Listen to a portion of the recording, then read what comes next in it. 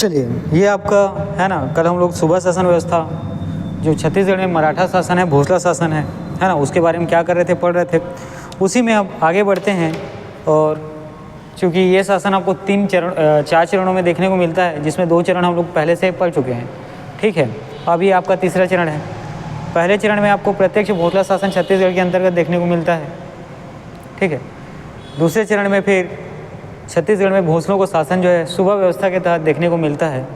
इसी में तीसरा चरण जिसके बारे में हम लोग आज पढ़ रहे हैं, इसमें जो है ब्रिटिश के अधीन है ना, अंग्रेज़ों के अधीन आपको भोसला शासन या मराठा शासन देखने को मिलेगा। और इसके बाद जो है आपको पूना भोसला शासन देखने को मिलता है। तो चलिए, कल की वीडियो को आप देखेंगे, उसमें हम लोगों ने सूबा शासन व्यवस्था के बारे में पूरी तरीके से अच्छे से पढ़ा हुआ है ना। लगभग 9 सूबेदार आए हैं, वहाँ से प्रश्न आपको पेपर में देखने को मिलते हैं। ठीक है, साथ ही जब कौन से सूबेदार का शासन चल रहा था, तो उस दौरान कौन से है ना यात्री, विदेशी यात्री, यूरोपीय यात्री है ना, ये आए हुए थे, उन सब के बारे में हम लोगों ने कल के वीडियो में चर्चा किया हुआ था। अब इसी क्रम में आगे बढ़ते हैं, और जैसे ही दूसरा आपका चरण ख़त्म होता है, हम लोग तीसरे चरण में प्रवेश करते हैं, जिसमें है ब्रिटिश अधीन है ना, ब्रिटिश के अधीन या अंग्रेज़ों के अधीन जो मराठा शासन है, उसके बारे में हम लोग पढ़ेंगे। चलिए, अब आप देखिएगा कि जब ब्रिटिश है ना, इनके अधीन जब मराठों का शासन या भोसलों का शासन चलता है, तो इनके शासनकाल का आप समय देखना, ये है 1818 से लेकर 1830। ठीक है, याद रखिएगा 1818 से लेके 1830 तक जो भोसलों या मराठों का जो शासन चलता है, ये जो है अंग्रेज़ों के आधिपत्य में चलते हैं, अंग्रेज़ों के कहे मुताबिक चलते हैं, अंग्रेज़ों की नीति से चलते हैं। ठीक है, तो अभी शासन तो आप लोग देखेंगे कि अंग्रेज़ जो है करते हैं। ठीक है, और मराठा जो है उनके अधीन रहकर, ठीक है, उनके नीतियों को ही क्या करते हैं, लागू करते हैं। यहाँ आपको देखने को मिलेगा जो असली सरकार होता है वो अंग्रेज़ होते हैं, साथ ही जो नाम मात्र का सरकार होता है केवल है ना, शासक या राजा के तौर पे, वो जो है भोसला और मराठा होते हैं। ठीक, चलिए, यहाँ पे जैसे ही आप देखते हैं कि जो रघुजी द्रुति होते हैं, जैसे ही उनकी मृत्यु होती है, ठीक है, तो उनकी पत्नी नाम है बांकाबाई और उनके सहयोगी धर्म जी, ये जो है रघुजी द्रुति के पुत्र जो है नाम है परसोजी भोसले, उसको आने वाले शासक क्या करना चाहते हैं, बनाना चाहते हैं। और इसी के क्रम में एक अगला नाम आपको याद रखना है अप्पा जी साहब का। वो जो है खुद सत्ता को जो है भोसलों का जो सत्ता है उसको हथियाने के लिए, उसमें अधिकार करने के लिए तैयार बैठे रहते हैं। ठीक है, तो यहाँ पे जैसे ही आपको देखने को मिलता है कि रघुजी द्विवेदी जी की मृत्यु होती है, दो अलग अलग गुट देखने को मिलेगा। जो शासन को क्या करना चाहते थे, शासन का अधिकार अपने हाथ में रखना चाहते थे, शासन जो इसके शासन में है ना, सत्ता में क्या करना चाहते थे, आसीन होना चाहते थे, बैठने चाहते थे। ठीक है, तो एक दल आपको देखने को मिला बांकाबाई और उनके सहयोगी धर्म जी का, साथ ही अगला जो दल आपको देखने को मिलता है वो है अप्पा साहब जी का। ठीक है, तो बांकाबाई और धर्म जी जो है ये रघुजी द्रुति के जो पुत्र हैं, नाम है परसोजी भोसला, उनको आने वाले शासक बनाना चाहते थे। साथ ही अप्पा साहब जो है खुद ही क्या करना चाहते थे, शासक बनना चाहते थे। लेकिन इन दोनों के बीच कुछ मनमुटाव और नोकझोंक के साथ है ना, विरोध प्रदर्शन के साथ आखिरी में ये आपको देखने को मिलेगा कि जो परसोजी भोसला है उनको भोसला शासक नियुक्त किया जाता है, और जो अप्पा साहब है उनको रीजेंट पद देकर है ना, उनके अंदर की जो भावना होती है शासन का शासक बनने का, उसको क्या किया जाता है, शांत किया जाता है। तो यहाँ पे आप लोगों ने देखा जैसे ही रघुजी द्रुति की मृत्यु होती है, याद रखना है दो दल यहाँ पे क्या होता है, बच जाता है। एक में बांकाबाई और उनके सहयोगी धर्म जी होते हैं, और दूसरा दल जो है अप्पा साहब होता है। दोनों जो है क्या है, भोसला शासन को अपने हाथ में लेना चाहते थे, अपने नियंत्रण में करना चाहते थे, है ना, उस पर क्या होना चाहते थे, पद का सत्ता अपने पास रखना चाहते थे, पावर अपने पास रखना चाहते थे, दोनों आसीन होना चाहते थे। तो इन दोनों के बीच तकरार आपको देखने को मिलेगा। ठीक है, उसके बाद अंत में जो परसाजी भोसले होते हैं, परसोजी भोसले, इनको भोसला शासन के लिए क्या कर दिया जाता है, नियुक्त कर दिया जाता है, और अप्पा साहब स्वयं जो है इसमें क्या बनते हैं, रीजेंट बन जाते हैं। क्या, तो रीजेंट बन जाते हैं। ठीक, यहाँ तक बातें आपको शायद समझ में आई होंगी, है ना। नहीं समझ में आया होगा तो वीडियो को पॉज करेंगे और पीछे एक बार क्या करेंगे, रिपीट करके देखेंगे। ठीक, चलिए अब आगे बढ़ते हैं। अपडेट आपको याद रखना है 27 अप्रैल 1816।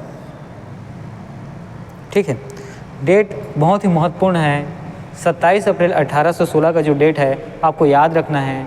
इस दिन सहायक संधि आपको देखने को मिलता है। ठीक है, तो इस दिन जो अंग्रेज ब्रिटिश अधिकारी है, नाम है लॉर्ड हेस्टिंग्स। ठीक है, नाम क्या है? Lord Hastings. और जो अप्पा साहब होते हैं, है ना, इनके बीच क्या होती है? सहायक संधि होती है। ठीक है, देखिए परसों जी भोसला क्या करते हैं? शासन करते रहते हुए, लेकिन अप्पा साहब को रीजेंट नियुक्त कर क्या कर दिया जाता है? उनको शांत करा दिया जाता था। लेकिन अप्पा साहब अभी भी, है ना, अपने शासन में क्या करने के लिए, सत्ता को अपने हाथ में लेने के लिए, पावर में रहने के लिए ये षड्यंत्र रचते हैं। किसके साथ? तो अंग्रेज़ों के साथ। और ये क्या करते हैं? अंग्रेज़ों का सहायता लेके, समर्थन लेके, ये जो है ना, भोसलों को शासक बनने का, पद ग्रहण करने का, पद में आसीन होने का क्या करते हैं? षड्यंत्र रचते हैं। इसी दौरान आप लोग देखते हैं कि 27 अप्रैल 1816 को लॉर्ड हेस्टिंग और अप्पा साहब के बीच क्या है? सहायक संधि होती है। ठीक है, तो 27 अप्रैल 1816 को डेट आपको अच्छे से याद रखना है। इस दिन जो अप्पा साहब होते हैं और ब्रिटिश अंग्रेज अधिकारी, नाम है लॉर्ड हेस्टिंग्स, इनके बीच सहायक संधि होता है, जिसके तहत प्रतिवर्ष 7.5 लाख रुपए अंग्रेज़ों को देने, साथ ही ब्रिटिशों को, अंग्रेज़ों को अपनी सेना जो है इनके शासन क्षेत्र में रखने की क्या होती है? अनुमति प्रदान की जाती है। ठीक है, जो अब सहायक संधि देखने को मिली आपको अप्पा साहब और ब्रिटिश अधिकारियों के बीच 27 अप्रैल 1816 को, इसमें इन बातों के प्रति अनुमति मिल जाती है अंग्रेज़ों को कि प्रतिवर्ष जो है 7.5 लाख रुपए जो है भोसला शासक मतलब अप्पा साहब जो है क्या करेंगे? अंग्रेज़ों को कर के रूप में देंगे। साथ ही आपको यहाँ पे देखने को मिलेगा कि नागपुर में अंग्रेज़ जो है अपनी सेना रख सकते हैं, इसकी अनुमति भी अप्पा साहब के द्वारा अंग्रेज़ों को प्रदान कर दी जाती है। इसके बाद आपको एक डेट याद रखना है, 21 अप्रैल 1817, लगभग 1 साल बाद 21 अप्रैल 1817 को, है ना, अब अंग्रेज क्या है? अप्पा साहब का उनके भोसला शासक बनने के क्या करते हैं? समर्थन करते हैं, सहयोग करते हैं, और अलग अलग तरीके से जो षड्यंत्र कर क्या करते हैं? उनको राजगद्दी में बैठाने का क्या किया जाता है? अंग्रेज़ों को द्वारा प्रयास किया जाता है। इसी क्रम में अंग्रेज और अप्पा साहब जो है अपने षड्यंत्र में कामयाब होते आपको दिखेंगे, और 1 साल बाद परसों जी को, है ना, 1 साल बाद आपको देखने को मिलेगा 21 अप्रैल 1817 को अप्पा साहब जो है उत्तराधिकारी या भोसलों का जो है शासक क्या होते हैं? अंग्रेज़ों की सहायता से, उनके समर्थन से, सहयोग से, है ना, साथ में षड्यंत्र कर शासक ये बन जाते हैं। ठीक है, तो 21 अप्रैल 1817 को आप लोगों ने देखा कि अप्पा साहब जो है भोसलों का क्या होते हैं? उत्तराधिकारी बन जाते हैं। इम्पॉर्टेंट है, डेट आपको याद रखना है। अब इसके बाद जैसे ही अप्पा साहब जो है भोसला शासक नियुक्त होते हैं, है ना, और अंग्रेज जो है इनको अपने मतलब के लिए, अपने काम के लिए क्या होते हैं? भोसला शासक नियुक्त, है ना, नियुक्त होने में इनका क्या करते हैं? समर्थन करते हैं, सहयोग प्रदान करते हैं। अब इसके बाद अंग्रेज़ों की बहुत सारी इच्छाएं होती हैं यहाँ से। ठीक है, उसको क्या करने के लिए, पूरा करने के लिए ये कि इनके ऊपर दबाव बनाते हैं तो अप्पा साहब पर। ठीक है, पहले अप्पा साहब का वो अपने लालच भरे, है ना, अपने लालच से, अपने कार्य की जो लालच है यहाँ से, उसको फ़ायदे को देखते हुए क्या करते हैं? उनका समर्थन करते हैं शासक बनने के लिए। उसके बाद अंग्रेज अब जो है जैसे ही अप्पा साहब क्या करते हैं? शासक बन जाते हैं, वो अपना काम निकालने के लिए, अपने फ़ायदे के लिए, है ना, कर से संबंधित चीज़ों में, साथ ही कुछ नीतियाँ होती हैं जिसे ज़बरदस्ती अप्पा साहब पर लादते हैं। और इसके बाद अंग्रेज़ों और अप्पा साहब के बीच क्या होता है? आपको मनमुटाव, विद्रोह और मनमुटाव, विद्रोह, साथ ही इनके बीच जो है तालमेल बैठ नहीं पाता। ठीक है, और अप्पा साहब भी अंग्रेज़ों की जो नीतियाँ होती हैं उससे क्या होते हैं? परेशान हो जाते हैं, और जो है अप्पा साहब अंग्रेज़ विरोधी जो शासक होते हैं उनसे क्या करते हैं? अपना संबंध स्थापित करना चालू कर देते हैं। ठीक, यहाँ पर आप लोग देखते हैं जैसे ही अप्पा साहब जो है भोसला शासक बनते हैं, उसके बाद अंग्रेज़ जो है ना, क्योंकि अंग्रेज़ों के समर्थन से अप्पा साहब क्या होते हैं? भोसला शासक नियुक्त होते हैं, उनके ही सहयोग से। अब अंग्रेज़ जो है अपना काम निकालने के लिए, अपनी नीति को लागू करवाने के लिए, अपना टैक्स बढ़ाने के लिए और बहुत सारी चीज़ों में छूट के लिए ये क्या करते हैं? अप्पा साहब से क्या करते हैं? सहमति और अनुमति, है ना, ज़बरदस्ती अपने नीति में लाते हैं। अप्पा साहब को ये सब जो है अच्छा नहीं लगता है, वह इन सब बातों को दरकिनार करते हैं, और अंग्रेज़ों और अप्पा साहब के बीच, है ना, इस तरीके से आपको टाल मटोल, साथ ही असमंजस्य और बिना तालमेल की चीज़ें आपको देखने को मिलेंगी, और इनका थोड़ा विरोध प्रदर्शन भी एक दूसरे के खिलाफ देखने को मिलता है। जिसके बाद जो अप्पा साहब है ये जो है अंग्रेज विरोधी शासकों से मिलना चालू करते हैं, उससे अपने संबंध स्थापित करना क्या करते हैं, चालू करते हैं। इसी दौरान अप्पा साहब जो है अंग्रेज विरोधी नाम है पेशवा बाजीराव द्वितीय से संबंध स्थापित करते हैं और साहब का है ना, देखिए सेना साहब का खिताब क्या है कि तो ग्रहण करते हैं, प्राप्त करते हैं। ठीक है, इसी क्रम में आप लोग देखते हैं कि जो अप्पा साहब होते हैं है ना, जो अप्पा साहब होते हैं वो अंग्रेज विरोधी शासकों से मिलते हैं, जिनमें एक नाम है पेशवा बाजीराव, और उनसे मिलकर संबंध स्थापित करते हैं और इसी क्रम में उनको सेना साहब की उपाधि से प्रदान किया जाता है। इसी क्रम में अप्पा साहब को सेना साहब की उपाधि से क्या किया जाता है, खिताब से नवाजा जाता है। देखिए अब ये सब अंग्रेज़ देखते हैं और देख कर अंग्रेज़ जो है क्या होते हैं, बहुत ही गुस्सा हो जाते हैं। अब वो जो है अप्पा साहब को शासक से है ना क्या बहिष्कृत करने के लिए षड्यंत्र रचते हैं, शासक से उनको निकालने के लिए षड्यंत्र रखते हैं। ठीक है, क्योंकि अप्पा साहब के माध्यम से अब जो है अंग्रेज़ों का काम जो है इस क्षेत्र में नहीं हो पा रहा था। तो जब अप्पा साहब अंग्रेज़ों के विरुद्ध कार्य करते हैं तो अंग्रेज़ जो है अब षड्यंत्र रखते हैं और अप्पा साहब को क्या करने के लिए, शासन से बहिष्कृत करने के लिए, निकालने के लिए। इसी दौरान अंग्रेज़ जो है अब प्रेशर अब क्या करते हैं, यहाँ पे उनके ऊपर दबाव बनाते हैं और 15 दिसंबर 1817 को आपको याद रखना है डेट। इस दौरान अप्पा साहब और अंग्रेज़ों के मध्य जो है क्या होती है, एक अपमानजनक संधि होती है, जिसके अंतर्गत अप्पा साहब को भोसला शासन से पूरी तरीके से क्या कर दिया जाता है, निष्कासित कर दिया जाता है। और नागपुर जो है ना, नागपुर का जो राज्य है अब वो भोसला शासक अप्पा साहब के हाथों में, उनके नियंत्रण में नहीं रहता, बल्कि अब वह पूरी तरीके से अधीन हो जाता है किनके, तो ब्रिटिशों के, अंग्रेज़ों के। अब इसमें इसका मतलब यह है कि जो भोसला शासन है नागपुर का है ना, वो क्या हो जाता है, वो ब्रिटिशों के कृपा मात्र है ना, ब्रिटिशों के कृपा से क्या होता है, अब वहाँ का शासन जो है आपको देखने को मिलेगा। ठीक है, ब्रिटिशों के कृपा से, उनकी इच्छा से।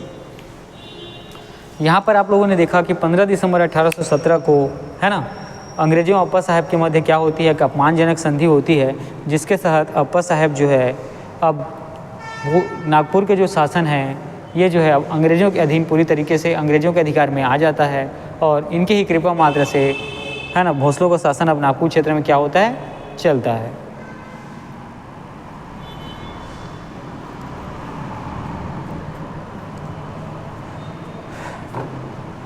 चलिए इसी क्रम में आगे बढ़ते हैं और देखेंगे 6 जनवरी 1818। यहाँ पे देखिएगा आप लोग, जैसे ही 15 दिसंबर 1817 समाप्त होता है, उसके बाद 6 जनवरी 1818 को, ठीक है, डेट याद रखना है आपको, 6 जनवरी 1818।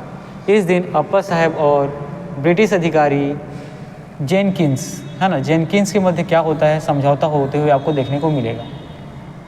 ठीक है, 6 जनवरी 1818 को आपको अप्पा साहब और ब्रिटिश अधिकारी नाम है जेनकिंस के मध्य समझौता होते हुए आपको क्या होगा तो दिखेगा। ठीक, तो 6 जनवरी 1818 को अप्पा साहब और जेनकिंस के मध्य क्या होता है तो समझौता होता है। इस समझौते के तहत जो गवर्नर जनरल की स्वीकृति आने तक, ठीक है, इस समझौते में कुछ तथ्यों को, कुछ बातों को रखा गया है, जिसमें अंग्रेज ये कहते हैं कि गवर्नर जनरल की जब तक स्वीकृति नहीं आती है ना, या गवर्नर जनरल की जब तक अनुमति नहीं मिलती, तब तक जो है भोसलों का शासक का जो गद्दी है वो क्या रहेगा तो बहाल रहेगा।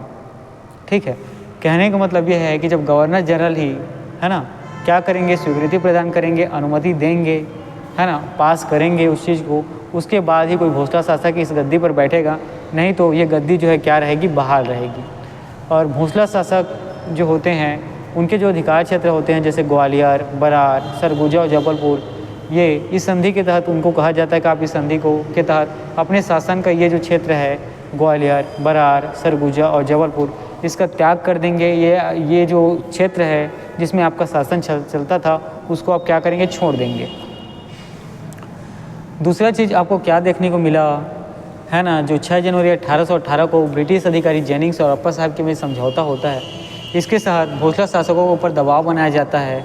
उनको कहा जाता है कि आपका शासन क्षेत्र जिसमें आता है ग्वालियर, बरार, सरगुजा और जबलपुर, इसको आप क्या करेंगे, छोड़ देंगे, उसके शासन क्षेत्र का परित्याग कर देंगे, उसका त्याग कर देंगे, यहाँ से अब आप क्या है तो शासन नहीं करेंगे, ऐसा कहा गया।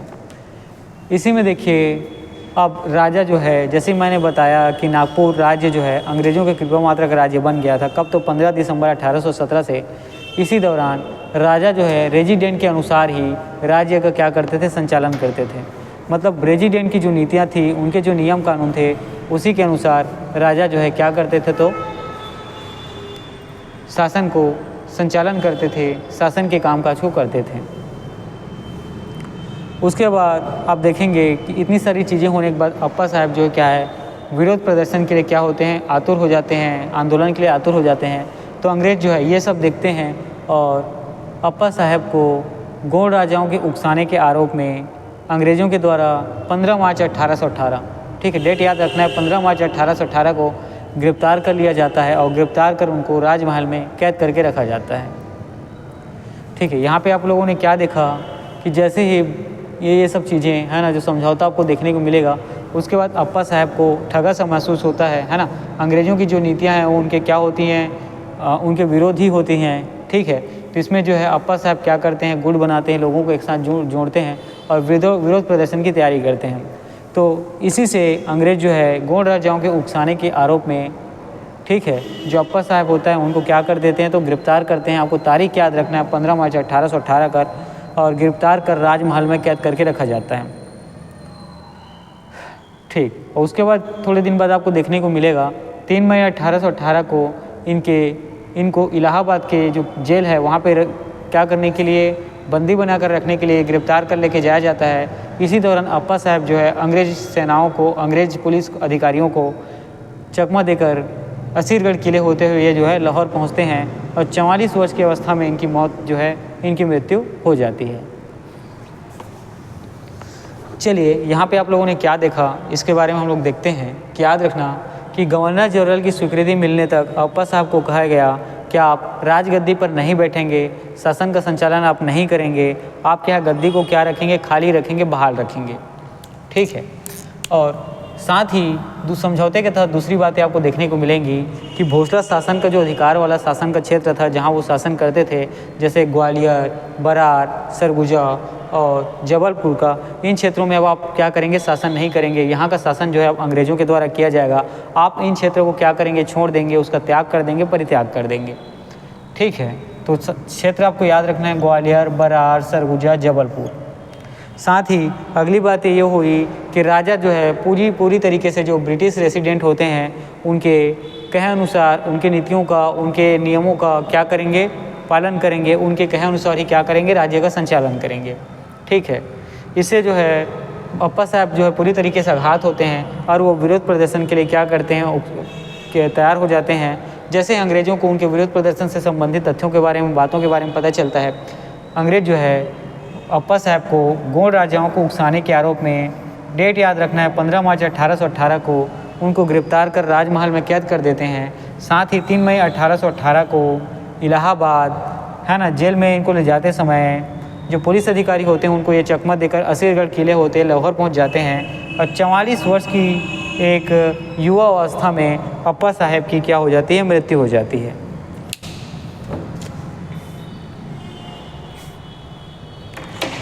चलिए, इसी क्रम में आगे बढ़ते हैं। अब देखेंगे, अब इसके बाद शासन आपको ब्रिटिश अधीक्षक के तौर पे देखने को मिलता है। ठीक है, 1818 से लेके आगे आप लोगों को देखने को मिलेगा। ठीक है, जैसे कि यहाँ पे हम लोगों ने क्या देखा। ठीक, अब यहाँ पर आपको ब्रिटिश अधीक्षक से संबंधित जितने अधीक्षक आएंगे और उनके द्वारा शासन आपको देखने को मिलेगा। मतलब ब्रिटिशों के अधीन आपको शासन यहाँ से आगे आपको देखने को मिलता है। चलिए, ब्रिटिश अधीक्षक नाम याद रखना है, जेनिंग्स, है ना, जेनकिंग्स। ब्रिटिश अधिकारी नाम आपको याद रखना है, जेनकिंग्स। ठीक है, ये जो है 31 मई 1818 को याद रखेंगे। 3 मई 1818 को अप्पा साहब जो है क्या करते हैं? इलाहाबाद जेल में उनको ले जाते समय वो असीरगढ़ किला होते हुए उनको चकमा देकर कहाँ पहुँच जाते हैं? लाहौर पहुँच जाते हैं। उसके बाद उनकी क्या हो जाती है? मृत्यु हो जाती है। तब उनके बाद शासन जो है ये जो है अब तो ब्रिटिश के अधीन हो ही जाता है। तो इसी दौरान 31 मई 1818 को जो ब्रिटिश अधिकारी जेनकिंग्स है ये घोषणा करते हैं कि अब भोसला शासन का जो सूबा शासन है इसको क्या कर दिया गया है? समाप्त कर दिया गया है। इम्पॉर्टेंट है, आपको याद रखना है कि 31 मई 1818 को सूबा शासन व्यवस्था की समाप्ति की घोषणा की गई। किसके द्वारा? तो ब्रिटिश अधीक्षक जेनकिंस के द्वारा। और अब ब्रिटिश अधीक्षक जेनकिंस जो है छत्तीसगढ़ में सूबा शासन को तो समाप्त कर देते हैं, साथ में एक नई व्यवस्था इनके द्वारा प्रारंभ की जाती है। साथ में एक नई व्यवस्था जो है इनके द्वारा प्रारंभ की जाती है।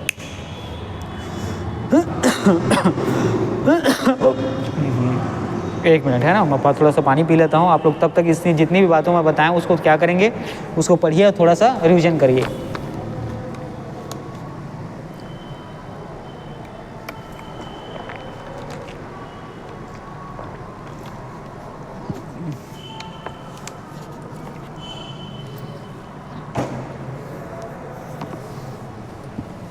देखो आप लोगों ने यहाँ क्या देखा है ना, ब्रिटिश अधिकारी जेनकिंस जो है 31 मई 1818 को जो भोसलों का शासन जो सूबा शासन के तौर पे चल रहा था उसकी व्यवस्था को क्या करते हैं, पूरी तरीके से समाप्त कर देते हैं और एक नई व्यवस्था प्रारंभ करते हैं।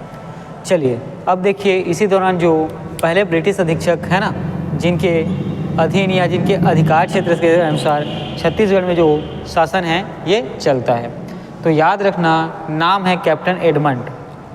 ठीक है, क्या नाम है? तो कैप्टन एडमंड। समय आपको याद रखना है 1818 ईस्वी। ठीक है, नाम क्या है तो आपको याद रखना है कैप्टन एडमंड, और समय है 1818 ईस्वी। ये जो है छत्तीसगढ़ में प्रथम ब्रिटिश अधीक्षक नियुक्त किए जाते हैं। ठीक है, तो छत्तीसगढ़ के पहले जो ब्रिटिश अधीक्षक कौन थे, तो आपको याद रखना है कैप्टन एडमंड। और कौन से समय? तो भोसला शासन के समय आपको याद रखना है। ठीक है, तो छत्तीसगढ़ के जो पहले ब्रिटिश अधीक्षक कौन थे, तो आपको नाम याद रखना है कैप्टन एडमंड, साथ ही उस समय को भी याद रखना है, समय है 1818। चलिए और देखिए, कैप्टन एडमंड जो है छत्तीसगढ़ के प्रथम ब्रिटिश अधीक्षक होते हैं और ये अपनी राजधानी बनाते हैं कहाँ, तो याद रखना रतनपुर में। ठीक है, कहाँ? तो जो शासन का क्षेत्र होता है रतनपुर, वहीं। तो कैप्टन एडमंड जो है ये जो है अपनी राजधानी बनाते हैं कहाँ, तो रतनपुर को। ठीक है, आपको याद रखना है कि ब्रिटिश अधीक्षक कैप्टन एडमंड जो है राजधानी कहाँ को बनाते हैं, तो याद रखना नाम है रतनपुर। साथ ही 1818 के दौरान आपको देखने को मिलेगा कि कैप्टन एडमंड जिस समय ब्रिटिश अधीक्षक होते हैं 1818 के समय, इस समय डोंगरगढ़ के जमींदार जो है क्या करते हैं, उनका विरोध करने लगते हैं, है ना। उनके खिलाफ क्या करते हैं, विरोध प्रदर्शन करते हैं ब्रिटिश अधीक्षक है और ब्रिटिश शासन के खिलाफ। तो कैप्टन एडमंड जो है एक ही बहुत ही चालाक है ना ब्रिटिश अधीक्षक होते हैं। ये खैरागढ़ के जमींदार को बहला फुसलाकर लालच देकर अपने साथ मिला लेते हैं और उनकी मदद से डोंगरगढ़ के जमींदार का जो है क्या करते हैं, विरोध प्रदर्शन का दमन कर देते हैं। और जो खैरागढ़ के जमींदार के द्वारा जो मदद ब्रिटिश अधीक्षक कैप्टन एडमंड को किया जाता है, उससे वे खुश होते हैं, प्रफुल्लित होते हैं और खुश होकर जो डोंगरगढ़ की जमींदारी है ये भी खैरागढ़ के जमींदार को क्या करते हैं, सौंप देते हैं।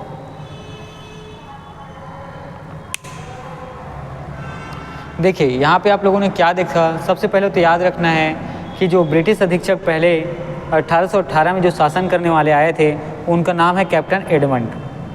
ठीक है, इनके बारे में याद रखना है, छत्तीसगढ़ के प्रथम ब्रिटिश अधीक्षक हैं। इन्होंने उस समय की जो तत्कालीन राजधानी थी रतनपुर, उसी को ही अपनी राजधानी बनाकर क्या किया, शासन किया, है ना। वहीं से अपनी प्रशासन इन्होंने चलाया। और इनके समय काल में आपको देखने को मिलेगा 1818 में ब्रिटिश सरकार के खिलाफ या ब्रिटिश अधीक्षक एडमंड के खिलाफ डोंगरगढ़ के जमींदार के द्वारा विद्रोह प्रदर्शन किया जाता है। और चूँकि कैप्टन एडमंड जो है एक चालाक और समझदार है ना क्या थे, ब्रिटिश अधीक्षक थे, तो ये जो है खैरागढ़ के जमींदार को अपनी बातों में बहला फुसलाकर उनको लालच देकर अपने साथ मिला लेते हैं। और खैरागढ़ के जमींदार की मदद से ये जो है डोंगरगढ़ के जमींदार का क्या विद्रोह का पूरी तरीके से दमन करते हैं। और साथ ही जो खैरागढ़ के जमींदार है उसको उनके काम में मदद के बदले जो डोंगरगढ़ क्षेत्र की जिम्मेदारी है उनको सौंप दी जाती है। चलिए अब इसी में आगे बढ़ते हैं और देखेंगे कि नागपुर जो है, जो भोसला राज्य होता है वो ब्रिटिश संरक्षण के अधीन, ठीक है, या ब्रिटिश संरक्षण के अंतर्गत प्रथम सुप्रीडेंट जो है कौन होते हैं, तो याद रखना है कैप्टन एडमंड। ठीक है, आपको याद रखेंगे नागपुर जहाँ भोसला शासन मराठा शासन चल रहा होता है उसमें ब्रिटिश संरक्षण के अधीन जो प्रथम सुप्रीडेंट कौन है, तो आपको नाम याद रखना है कैप्टन एडमंड। ठीक है, यहाँ पर आपको दो चीज़ देखने को मिला कि छत्तीसगढ़ के प्रथम ब्रिटिश अधीक्षक कौन हैं, तो कैप्टन एडमंड। साथ ही नागपुर राज्य में, है ना, नागपुर में जो भोसला राज्य चल रहा है उसके अंतर्गत ब्रिटिश संरक्षण के अंतर्गत जो प्रथम सुप्रिटेंडेंट नियुक्त किए जाते हैं उनका नाम है कैप्टन एडमंड।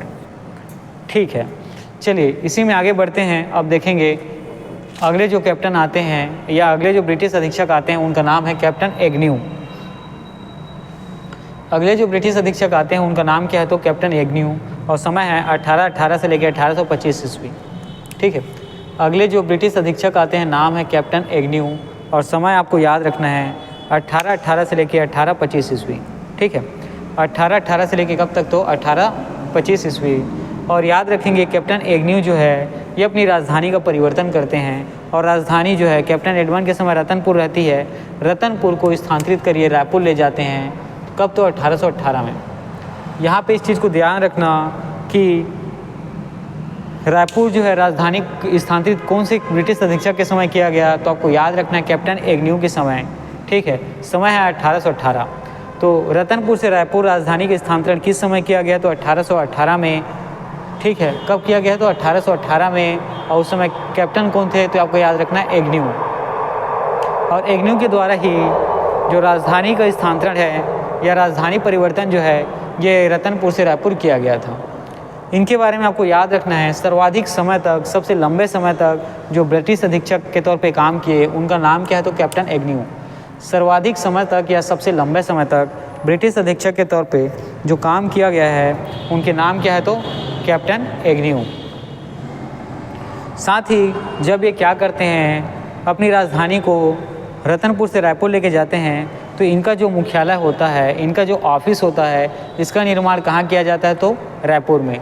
इसी को यहाँ पे कहा गया है कि ब्रिटिश अधीक्षक का मुख्यालय ये कहाँ निर्मित होता है, तो याद रखना है रायपुर में। और किनके शासनकाल में, तो कैप्टन एग्न्यू के शासनकाल में। ठीक है, कैप्टन एग्न्यू जो है रतनपुर से रायपुर क्या करते हैं, राजधानी परिवर्तन करते हैं। इसी दौरान जो प्रशासन के संचालन के लिए एक स्थान, एक ऑफिस की ज़रूरत पड़ती है, एक मुख्यालय की ज़रूरत पड़ती है, तो ये जो है ब्रिटिश अधीक्षक का मुख्यालय ये निर्मित करते हैं कहाँ, तो रायपुर में।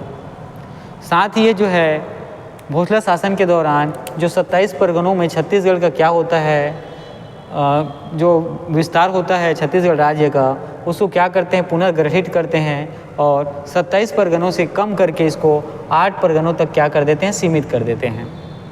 ठीक है, भोसला शासन के समय, सूबा व्यवस्था के समय आपको देखने को मिला है कि छत्तीसगढ़ का जो क्षेत्र था, साम्राज्य विस्तार था, ये 27 परगनों में क्या था, विभाजित था। उसको जो है कैप्टन एग्न्यू करते क्या हैं, उनको एकीकरण कर है ना, उनको क्या करते हैं, एकीकरण करते हैं। ठीक है, उनको पुनर्गठित करते हैं और 8 परगनों में उसको क्या करते हैं, सीमित कर देते हैं, तब्दील करते हैं। लेकिन उसके कुछ समय बाद ही एक नवा परगना भी क्या होता है, इनके द्वारा उसका गठन किया जाता है। ठीक है, जो 27 परगने होते हैं उनको क्या किया जाता है, पुनर्गठित किया जाता है कैप्टन एग्न्यू के द्वारा, और 8 परगनों में उनको सीमित कर देते हैं। साथ ही उनके कुछ समय बाद आपको नवा परगना जो है ये जो है क्या करते हैं, तो गठित करते हैं। और आपको याद रखना है वो नवा परगना कौन सा है, इसके बारे में। ठीक है, चलिए आगे देखते हैं। इसी में आपको बताऊंगा कि रायपुर जो है क्या होता है, सबसे बड़ा परगना होता है, आपको याद रखना है। ठीक है, रायपुर जो है सबसे बड़ा परगना होता है। इसी में आगे बढ़ते हैं तो हम लोग देखते हैं रतनपुर, ये भी क्या होता है, उन 9 परगनों में शामिल होता है। साथ ही राजहरा आपको याद रखना है सबसे छोटा परगना होता है। ठीक है, राजहरा जो है सबसे छोटा परगना होता है। इसी में आपको याद रखना है धमतरी, धमतरी ये भी परगना के हिस्सा है। दुर्ग जो है, और है ना, दुर्ग जो है ये भी 9 परगनों में शामिल है। साथ ही धमधा जो है ये भी 9 परगनों में शामिल है। नवागढ़ और खरौद भी उन 9 परगनों में शामिल है, जिसको कैप्टन एग्न्यू के द्वारा क्या किया गया, पुनर्गठित किया गया है। और इसके बाद जो नवा परगना होता है ये होता है बालोद। 1820 में इसको क्या किया जाता है, परगना क्या है ना, जैसे जो 8 परगने हैं उसके बाद नवा परगना का जो गठन किया जाता है वो नवा परगना आपको होता है बालोद, और इसका गठन किया जाता है 1820 में। देखिए, जो सूबा शासन के समय जो 27 परगना था उसको पुनर्गठित किया गया कैप्टन एग्न्यू के द्वारा 8 परगनों में, और कुछ समय बाद आपको नया परगना देखने को मिलता है। तो जो नवा परगना होता है वो होता है बालोद, और इसको बनाया जाता है 1820 को। ठीक है, और इसके पहले देखेंगे जो परगना है, तो परगने के नाम आपको याद रखेंगे। रायपुर जो है सबसे बड़ा परगना होता है और राजहरा सबसे छोटा परगना। साथ ही रतनपुर, धमतरी, दुर्ग, धमधा, खरौद, नवागढ़ ये जो है उस समय के 9 परगनों में शामिल होते हैं। चलिए अब आगे देखते हैं जो सरकारी अभिलेख जो क्या है, जो उस समय सरकारी अभिलेख होता था, ठीक है, सरकारी जो प्रपत्र आपको देखेंगे, सरकारी कागज़, उनको क्या करने के, उनको सुरक्षित रखने की व्यवस्था भी कैप्टन एग्न्यू ने ही की है। ठीक है, तो कैप्टन एग्न्यू से संबंधित बातों में आप इस चीज़ को याद रखेंगे कि जो सरकारी अभिलेख, सरकारी कागजात जो होते थे उसको सुरक्षित रखने की व्यवस्था भी कैप्टन एग्न्यू के द्वारा ही क्या की गई थी, निर्धारित की गई थी।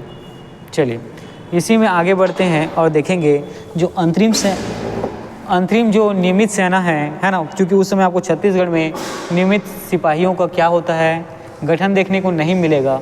तो जो अंतरिम नियमित सेना होती है, ताकि जो विरोध प्रदर्शन है उसको क्या किया जा सके, उससे निपटा जा सके, जो बाह्य अन्य तरीके की जो चीज़ें होती हैं, है ना, उसको क्या अच्छे से सुचारू रूप से चलाया जा सके।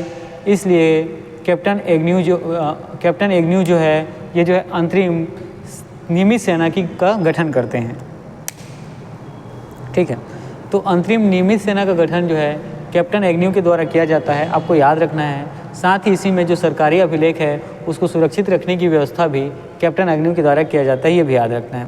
साथ ही बस्तर और जयपुर, ये 2 स्थान याद रखना है। बस्तर और जयपुर के बीच कोटपाड़ की संधि जो होती है उससे संबंधित जो विवाद उत्पन्न होता है उसको भी कैप्टन एग्न्यू के द्वारा सुलझाया जाता है।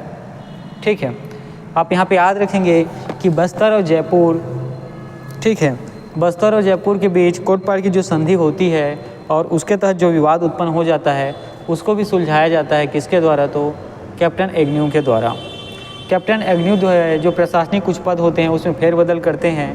तो इसी में आपको देखने को मिलेगा कि पटेल पद को कैप्टन एग्न्यू के द्वारा समाप्त कर दिया जाता है। साथ ही कुछ नए पद, है ना, कुछ नए पद को ये सृजित करते हैं। ठीक है, कैप्टन एग्न्यू जो है पटेल पद को क्या करते हैं, समाप्त कर देते हैं और गौटिया पद को ये जो है यथावत रखते हैं। ठीक है, गौटिया पद में कैप्टन एग्न्यू के द्वारा किसी भी प्रकार का क्या परिवर्तन नहीं किया जाता है और पटेल का पद जो होता है उसको पूरी तरीके से कैप्टन एग्न्यू जो समाप्त कर देते हैं और कुछ नए पद को इनके द्वारा क्या किया जाता है, निर्मित किया जाता है, सृजित किया जाता है, जिसमें एक नाम है बरार पांडे, दूसरा है पोतदार और तीसरा अमीन। ये प्रत्येक परगने में होता है। ठीक है, तो कुछ नवीन पद सृजित किए जाते हैं। इसमें होता है एक बरार पांडे, दूसरा पोतदार और तीसरे अमीन। प्रत्येक परगने के लिए इस पद का सृजन किया जाता है। ठीक है, ये पूरी बातें हो गई किसके बारे में, तो ब्रिटिश अधीन के संबंध में जो मराठा शासन है उसमें। चलिए इसको एक बार छोटा सा क्विक रिवीजन हम लोग करते हैं और फिर देखेंगे। सबसे पहले तो आपको याद रखना है कि ब्रिटिश अधीन जो मराठा शासन है इसका समय काल है 1818 से लेकर 1830।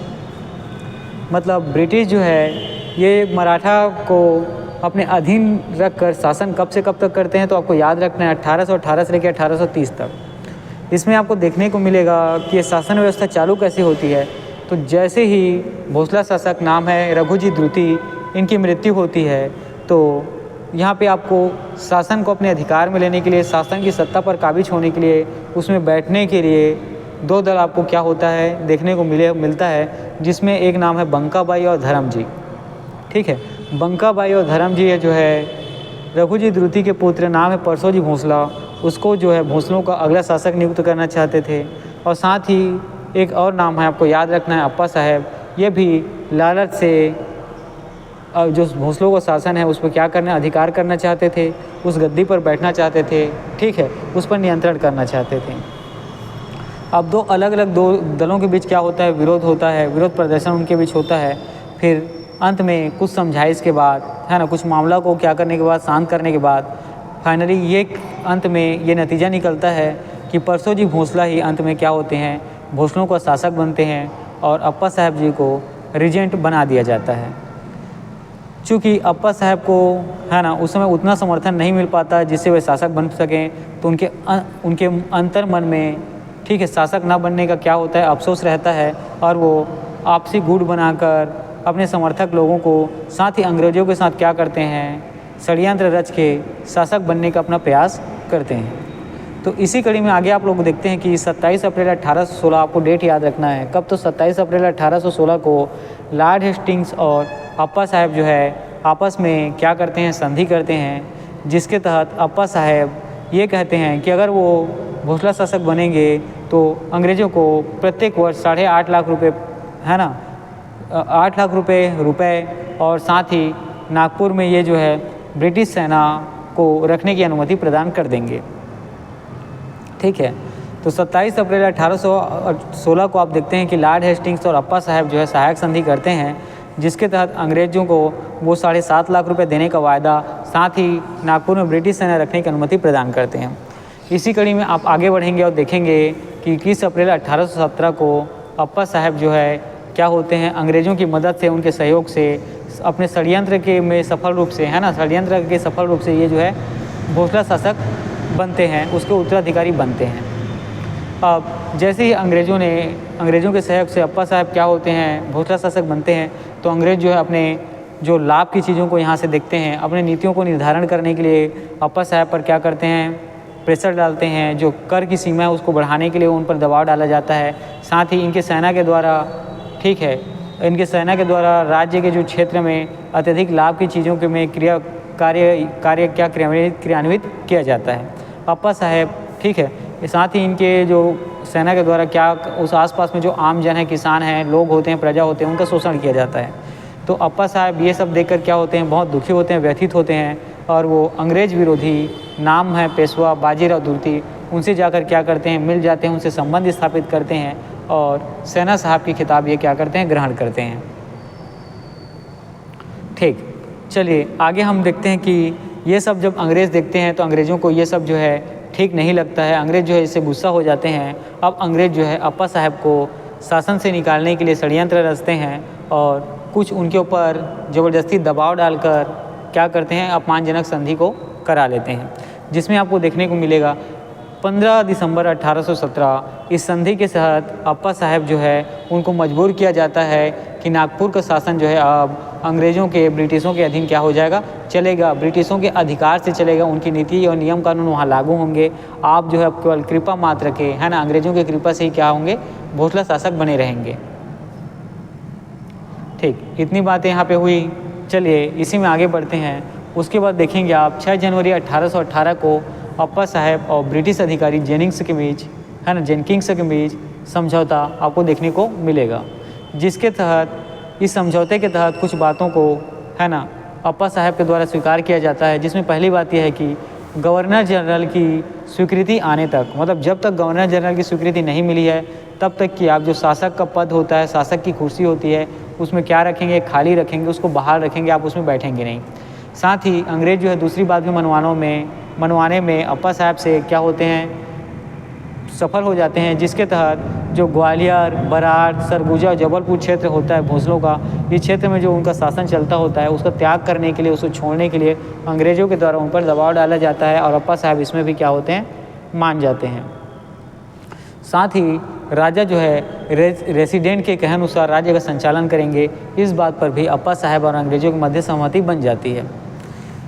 ठीक, अब इतनी सारी चीज़ें, जब अपमानजनक चीज़ें अप्पा साहब के साथ होती है तो अब क्या करने के लिए, अपने शासन को बचाने के लिए, प्रजा के हित के लिए क्या होते हैं, थोड़े से उत्सुक हो जाते हैं और आसपास में अपने समर्थक लोगों को, साथ ही अपने आसपास के प्रजा को क्या करते हैं, विद्रोह के लिए इकट्ठा करते हैं, समर्थन मांगते हैं और अंग्रेज़ों के विरोध क्या होते हैं, विद्रोह के लिए क्या करते हैं, एक नीति बनाते हैं, जिसका पता अंग्रेज़ों को क्या होता है, पता चल जाता है। और अंग्रेज़ जो है अप्पा साहब को गौड़ राजाओं को उकसाने के आरोप में, भड़काने के आरोप में 15 मार्च 1818 को उनको क्या करते हैं, गिरफ्तार कर लेते हैं।